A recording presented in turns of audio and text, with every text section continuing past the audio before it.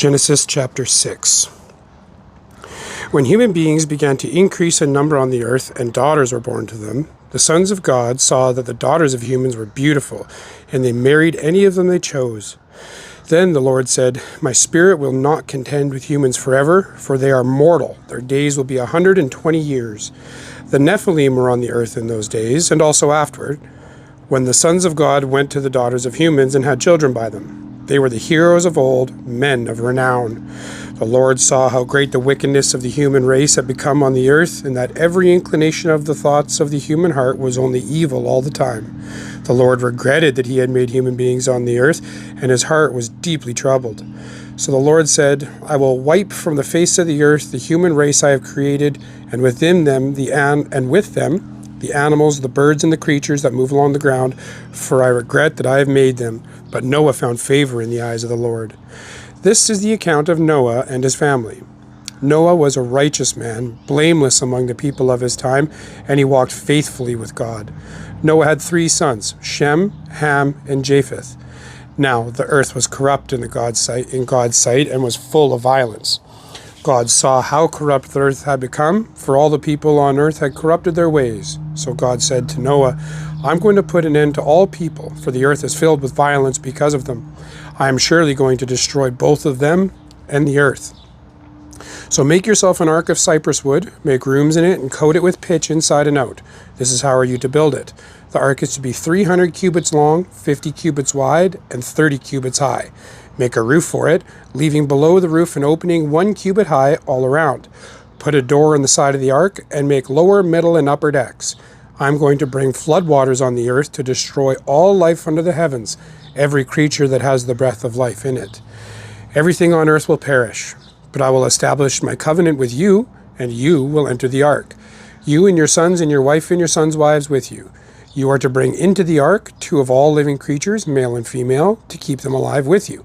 2 of every kind of bird, of every kind of animal, and of every kind of creature that moves along the ground will come to you to be kept alive.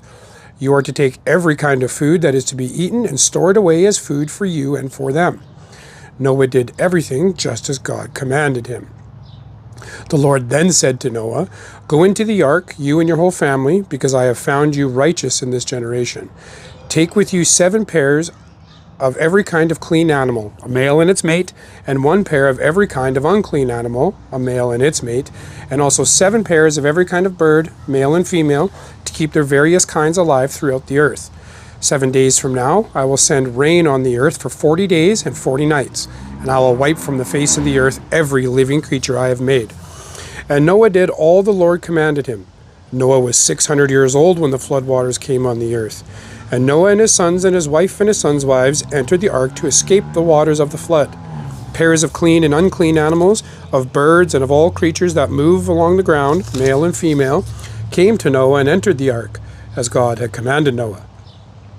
And after the 7 days, the floodwaters came on the earth.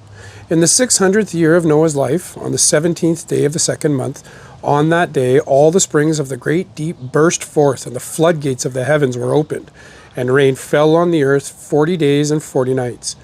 On that very day, Noah and his sons, Shem, Ham, and Japheth, together with his wife and the wives of his 3 sons, entered the ark.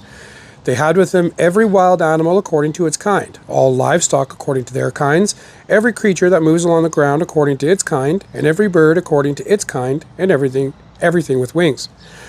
Pairs of all creatures that have the breath of life in them came to Noah and entered the ark. The animals going in were male and female of every living thing, as God had commanded Noah. Then the Lord shut him in. For 40 days the flood kept coming on the earth, and as the waters increased, they left the ark high above the earth. The waters rose and increased greatly on the earth, and the ark floated on the surface of the water. They rose greatly on the earth, and all the high mountains under the entire heavens were covered. The waters rose and covered the mountains to a depth of more than 15 cubits. Every living thing that moved on land perished, birds, livestock, wild animals, all the creatures that swarmed over the earth, and all mankind. Everything on dry land that had the breath of life in its nostrils died. Every living thing on the face of the earth was wiped out, people and animals and the creatures that move along the ground, and the birds were wiped from the earth. Only Noah was left, and those with him in the ark. The waters flooded the earth for 150 days. But God remembered Noah and all the wild animals and the livestock that were with him in the ark, and he sent a wind over the earth, and the waters receded. Now the springs of the deep and the floodgates of the heavens had been closed, and the rain had stopped falling from the sky. The water receded steadily from the earth. At the end of the 150 days the water had gone down, and on the 17th day of the 7th month the ark came to rest on the mountains of Ararat. The waters continued to recede until the 10th month, and on the first day of the 10th month the tops of the mountains became visible.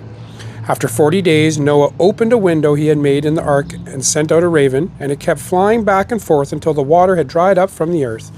Then he sent out a dove to see if the water had receded from the surface of the ground. But the dove could find nowhere to perch because there was water over all the surface of the earth, so it returned to Noah in the ark.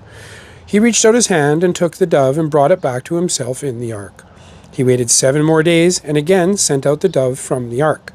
When the dove returned to him in the evening, there in its beak was a freshly plucked olive leaf. Then Noah knew that the water had receded from the earth. He waited 7 more days and sent the dove out again, but this time it did not return. By the first day of the 1st month on Noah's 601st year, the water had dried up from the earth. Noah then removed the covering from the ark and saw that the surface of the ground was dry. By the 27th day of the 2nd month, the earth was completely dry. Then God said to Noah, "Come out of the ark, you and your wife and your sons and their wives. Bring out every kind of living creature that is with you, the birds, the animals, and all the creatures that move along the ground, so they can multiply on the earth and be fruitful and increase on number on it." So Noah came out, together with his sons and his wife and his sons' wives. All the animals and all the creatures that move along the ground and all the birds, everything that moves on land, came out of the ark, one kind after another. Then Noah built an altar to the Lord, and taking some of all the clean animals and clean birds, he sacrificed burnt offerings on it.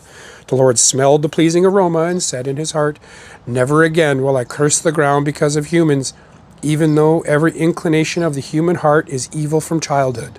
And never again will I destroy all living creatures as I have done. As long as the earth endures, seed time and harvest, cold and heat, summer and winter, day and night will never cease." Then God blessed Noah and his sons, saying to them, "Be fruitful and increase in number and fill the earth. The fear and dread of you will fall on the beasts of the earth and on all the birds in the sky, on every creature that moves along the ground and on all the fish in the sea. They are given into your hands. Everything that lives and moves about will be food for you. Just as I gave you the green plants, I now give you everything. But you must not eat meat that has its lifeblood still in it. And for your lifeblood, I will surely demand an accounting. I will demand an accounting from every animal, and from each human being too. I will demand an accounting for the life of another human being. Whoever sheds human blood, by human hands shall their blood be shed. For in the image of God has God made mankind. As for you, be fruitful and increase in number. Multiply on the earth and increase upon it." Then God said to Noah and to his sons with him, "I now establish my covenant with you and with your descendants after you, and with every living creature that was with you, the birds, the livestock, and all the wild animals, all those that came out of the ark with you, every living creature on earth. I establish my covenant with you. Never again will all life be destroyed by the waters of a flood. Never again will there be a flood to destroy the earth." And God said, "This is the sign of the covenant I am making between me and you and every living creature with you, a covenant for all generations to come. I have set my rainbow in the clouds, and it will be the sign of the covenant between me and the earth. Whenever I bring clouds over the earth and the rainbow appears in the clouds, I will remember my covenant between me and you and all living creatures of every kind. Never again will the waters become a flood to destroy all life. Whenever the rainbow appears in the clouds, I will see it and remember the everlasting covenant between God and all living creatures of every kind on the earth." So God said to Noah, "This is the sign of the covenant I have established between me and all the life on the earth." The sons of Noah who came out of the ark were Shem, Ham, and Japheth. Ham was the father of Canaan. These were the three sons of Noah, and from them came the people who were scattered over the whole earth.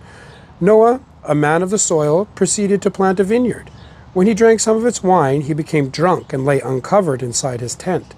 Ham, the father of Canaan, saw his father naked and told his 2 brothers outside. But Shem and Japheth took a garment and laid it across their shoulders. Then they walked in backward and covered their father's naked body. Their faces were turned the other way so that they would not see their father naked. When Noah awoke from his wine and found out what his youngest son had done to him, he said, "Cursed be Canaan, the lowest of slaves will he be to his brothers." He also said, "Praise be to the Lord, the God of Shem. May Canaan be the slave of Shem. May God extend Japheth's territory. May Japheth live in the tents of Shem, and may Canaan be the slave of Japheth." After the flood, Noah lived 350 years. Noah lived a total of 950 years, and then he died.